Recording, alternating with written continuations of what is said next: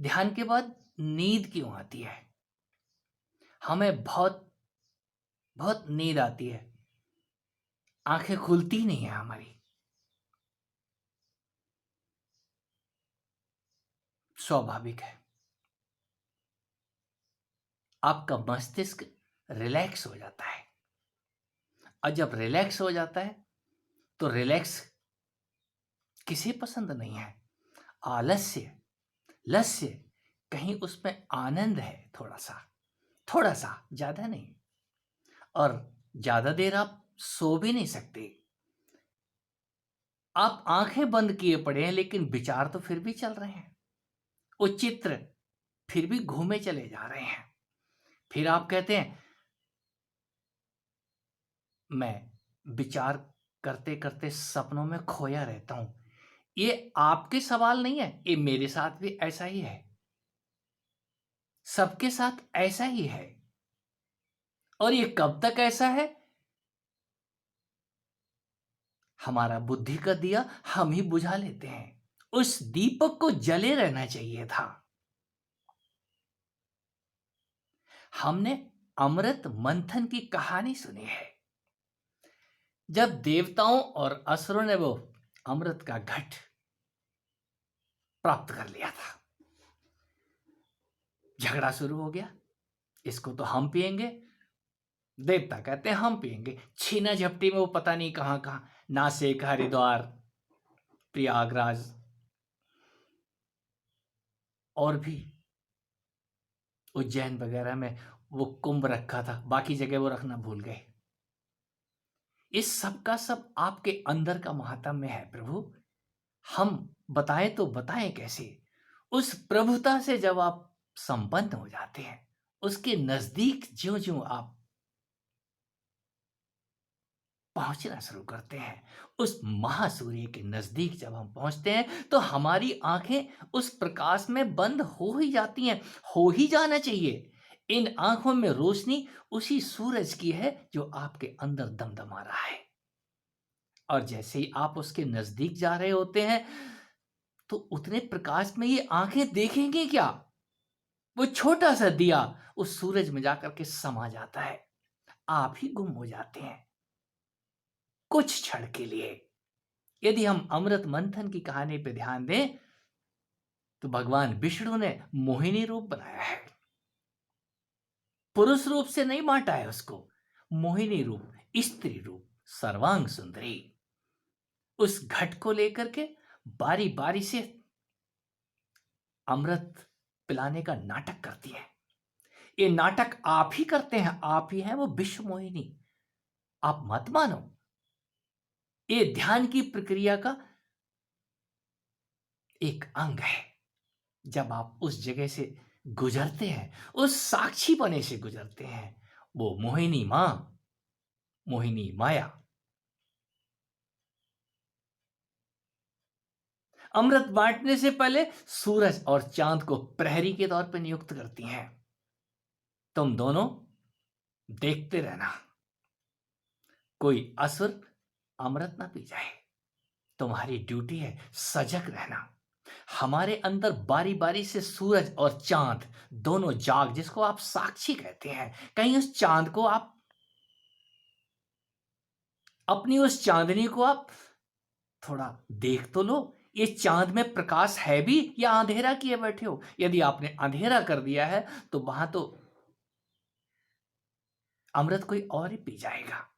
आप जब भी कुछ खाने बैठते हैं, कुछ अच्छा करने बैठते हैं, चाहे वो ध्यान ही क्यों ना है, आपका जो प्रकाश है वो एक क्षण विशेष में वहां अंधकार हो जाता है, आप गुम हो जाते हैं। कहते हैं हम विचार शून्य हो गए थे। तो अमृत कौन पिएगा? आप मृत हो गए थे। आपको सजग रहना चाहिए था, अपनी चांद को जगाए रखना चाहिए था। चांद तो सो गया आपका, ये चांद में तो अंधेरा हो गया, चांद में अमावस हो गई, कहीं पूर्णमासी होनी चाहिए थी। हमने दूज का चंद्रमा, कम से कम दूज का चंद्रमा तक तो दिखता रहना चाहिए था ना। शीश पे हमने जो चंद्रमा की कल्पना की है भगवान शिव के, वो कल्पना नहीं है, वो आपका ही नक्शा है। आपके अंदर ही वो चांद है। उस चांद तक पहुंचने के लिए लोग पहाड़ों पे दौड़े चले जाते हैं कि ऊंचे पे बैठ के ध्यान करेंगे तो वहां कॉस्मिक एनर्जी ज्यादा होती है, हम शीघ्र सिद्ध हो जाएंगे। नहीं, ये पहाड़ों से कोई लेना देना नहीं है। आप अंदर के पहाड़ पे चढ़ना शुरू करो। इस तन के अंदर ये शीश, ये मेरुदंड अद्भुत पर्वत है। इसके ऊपर से चढ़ के कोई शिखर पे जब पहुंच जाता है तो वहां देखता है, वाह वाह, यहां तो सफेद चांदनी के अलावा कुछ भी नहीं है सिवाय चांद और सूरज। इस सामना होता है। साक्षीपना जन्म ही तब लेता है जब आपको पता तो चले चांद पे चढ़ने के बाद दिखता क्या है। बाहर के चांद की यात्रा ना करो, वो वैज्ञानिक कर रहे हैं, करने दो, सब पहुंच गए हैं। आप बाहर के चांद पे उड़ने की कल्पना छोड़ दो। आपके अंदर जो चांद है आप उस तक तो पहुंचो। जब हम उस पे पहुंच जाते हैं अपनी चांद को सजग कर देते हैं। कुछ भी गलत आएगा मैं उसको देखता रहूंगा, किसी असुर को अपनी उस ऊर्जा को पीने नहीं दूंगा, अमृत को पीने नहीं दूंगा, देखता रहूंगा। वो अमृत कुंभली है, मोहिनी, कोई भी मोहिनी पनघट पे पानी भी पिला दे तो हम नारद सरी के एक टक पानी पीना ही भूल जाते हैं, उसी की तरफ देखते रहते हैं। वही हाल राक्षसों का था। राक्षस क्या पी रहे हैं, वो मदिरा पी रहे हैं, क्या पी रहे हैं उनको समझ ही नहीं आ रहा, तो सोच रहे यही अमृत है। हम भी वही करते हैं। उस बेहोशी में क्या पिए जा रहे हैं हमारी समझ कहाँ आता है। हमारे आगे भोजन भी रखा हुआ है तो हम तुरंत उस भोजन को देख के याद करते हैं, ऐसा भोजन हमने कब खाया था। ओह, फलाने के बारात में खाया था, उसके घर में खाया था। ओ, हमें यादें आ जाती हैं। हम यादों में खोए खोए उस भोजन का स्वाद लेना ही भूल जाते हैं। फिर सोचते हैं ना, ये तो उससे भी बढ़िया है या उससे घटिया है, उसी का हिसाब किताब लगाते रहते हैं।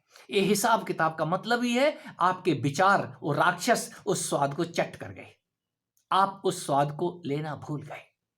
फिर आप किसी और के यहाँ सेम उसी प्रकार के किसी भोजन में सम्मिलित होते हैं तो फिर आपको ये वाला भोजन याद आ जाता है। ये यादें उस अमृत को चाट जाती हैं।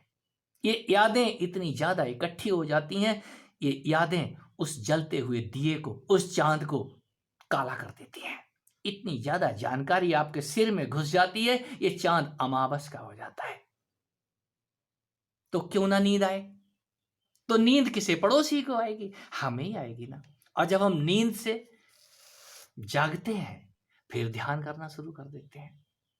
और ध्यान ध्यान किसका करें, जब हमें ये समझ आ जाता है कि ध्यान से कुछ मिलता है, कुछ प्राप्त होता है। किसी ने कोई सूत्र दिया है, उस सूत्र के साथ चलते चलते हम और आगे बढ़ते हैं। तो चांद से आगे कहीं सूरज भी है। कोई गुरु सूरज की भी बात करता है। क्यों? चांद थक गया है तो सूरज तुरंत पहरे पे आ जाता है। रात को चांद और दिन में सूरज। ये अमृत अमृत की देखभाल करने के लिए कोई राहु केतु फिर भी खिसक के आके देवताओं की कतार में खड़े हो जाते हैं। कब? वो थोड़ी सी झपकी आते ही चांद और सूरज दोनों चूक जाते हैं। क्या बात है, चांद और सूरज अमृत नहीं पीते, बाकी देवता आपके अमृत पीते हैं। ये 7 देवता, मैं 7 ऋषि, 7 देवता और भी 7 द्वीप, पता नहीं ये 7 की जो कहानी है, आपके ही इस सिर के अंदर लगे हुए अद्भुत छेद। 2 नाक, 2 आंखें, 2 कान और एक और जोड़ दो, आप हिसाब लगा लो वो क्या है। ये सब के सब उस मणि द्वीप आपके सिर के ऊपर जाकर के इकट्ठे हो जाते हैं। जब वो बाहर देखना, सुनना, कहना सब कुछ बंद कर देते हैं। यात्रा पेट की तरफ नहीं करते, ये अमृत पेट की तरफ नहीं जा रहा है, ये अमृत उल्टा, उल्टी गंगा बहती है, सिर की तरफ को चलता है। उस मणि द्वीप पे जाकर के उस मणि के पास, जगमग मणि के पास चांद और सूरज दोनों मिलकर के बारी बारी से देखते हैं यहां अमृत कौन पी रहा है, कहीं कोई राक्षस तो नहीं आ गया। और राक्षस, आपके विचार ही तो राक्षस हैं, जो आपके बिन बुलाए छुप करके कब घुस जाते हैं आपको पता ही नहीं चलता। और जब वो घुस जाते हैं तो वो जो आपका दिया जल रहा था अमृत का, उस चांद और सूरज की जगह पे जो टिमटिमा रहा था दिया, वो दिए को बुझा देते हैं और जो भी उसमें तेल था उसको चाट जाते हैं। हमने दिए में सतत तेल बनाए रखने की बात की है। वो ज्वलनशील पदार्थ, उसमें जलने के लिए कुछ होगा तभी तो जलेगा ना। आप ही वो तेल भी है, बाती भी है, दिया भी है। हमें समझ ही तब आता है जब ध्यान में आपको दिखना शुरू हो जाता है कि मैं विचार नहीं हूं, मैं शरीर नहीं हूं, मैं मन नहीं हूं, मैं तो ये तमाशा देखने के लिए उठ के बैठ जाता हूं। आपका नित्य उठना होता है, आप नित्य जागते हैं और आप नित्य ही पैदा होते हैं और चले जाते हैं, नित्य जन्म हो जाता है। मरण तो हम भूल जाते हैं, हमारा जन्म कब हो रहा है सुबह जरा याद करके देखें। हमें नित्य ही एक नया जीवन मिलता है। कितनी देर हम जीवित, कितनी देर जिंदा रहते हैं, कितनी देर अमृत का पान करते हैं, हम उस अमृत को कितनी जल्दी विष बना लेते हैं। वो विष ही हमारी मृत्यु का कारण बनता है। और जब हम अमृत समझ जाते हैं, यहां सब कुछ मृत है, अमृत आप ही हैं, आप हाजिर होते हैं तो वो अमृत भी है। और अमृत से मृत आपको बनाना नहीं पड़ता, वो अपने आप बन जाता है। उस क्षण विशेष में जब आप जागे हुए होते हैं, होशो हवास से होते हैं, उस आनंद से भरे होते हैं,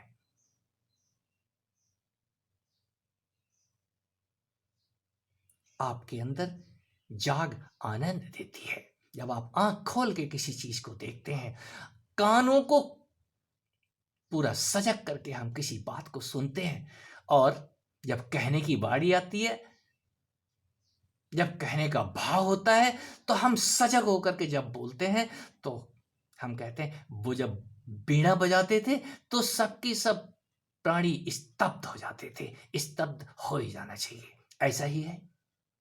जब आप जाग के बोलते हैं तो आपकी ये सारी इंद्रियां, वो छो ऋषि सातों ऋषि सजग होकर के उस आठवें की बात सुनते हैं जो कि काला है। वो काला होकर के कहीं गोरी उसको नित्य अमृत पिलाती है। किसको अमृत पिलाती है? जो गोरे हैं। काले राक्षसों को अमृत नहीं पिलाया जाता, और जो काले से गोरे होने के लिए राहु केतु बन के इधर आ जाते हैं, उनका तो शीश काट दिया जाता है, इसीलिए नींद आती है। किसको? आप देवता तो थे ही, कुछ और भी थे, उठ करके कहीं राक्षसों की कतार में चले गए। ये नींद इसीलिए घेरती है। आप जागिए, और जो जाग जाते हैं सूरज और चांद से भाई मिलते हैं, जो उनको नित्य इस अद्भुत संसार के अंदर अपना रंग दिखाते हैं। ये रंग समझ आते हैं, और जिनको समझ आते हैं उन योगियों के लिए कुछ भी अगम्य नहीं है, ये जानने योग्य है। आपको पता तो चले वो पहाड़ कौन सा है जिस पे चढ़ने के बाद आप कॉस्मिक एनर्जी से ओतप्रोत हो जाते हैं। इस तन रूपी पहाड़ के अंदर आप जरा जाग के देखें तो सही, इसके अंदर अद्भुत शिखर लगे हुए हैं कैलाश के, और वो सातों समुंदर भी हैं। इसके अलावा बहुत कुछ है। ये सब कुछ समझ आता है। समझ उनको आता है जो समझने की चेष्टा करते हैं, और जो जाग जाए उसके लिए फिर नींद है ही नहीं, सदा ही जाग है। मैं उसी जाग को अमृत कहता हूं।